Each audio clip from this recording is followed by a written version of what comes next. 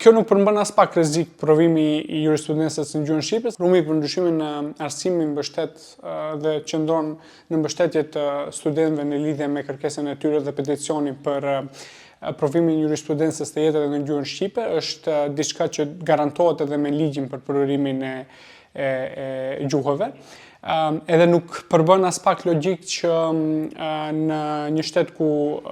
është gjuha shqipe konsiderohet si gjuhë zyrtare dhe në njëjtën kohë ka edhe universitete që ofrojnë studentëve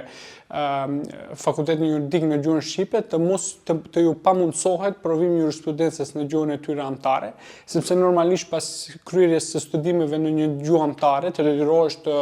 hysh në provimin e jurisprudencës në një gjuhë tjetër, është pak më e vështirë për shkak se gjuha akademike është ndryshe nga ajo që ne flasim në rrethana shoqërore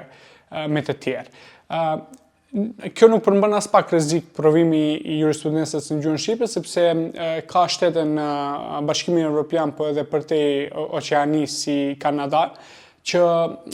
provimi i jurisprudencës ju ofrohet qytetarëve apo juristëve edhe në gjuhë të tjera, duke reflektuar edhe demografinë e shteteve. Për shembull në Kanada,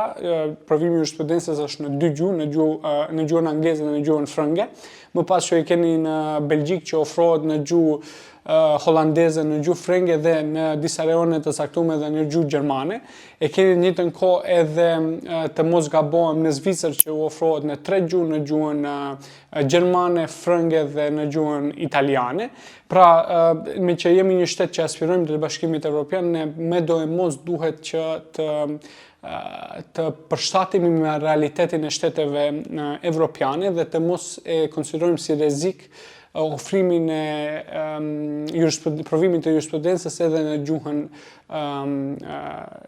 në një gjuhë tjetër që është gjuha shqipe, sepse në këtë formë do t'ju ofrohet një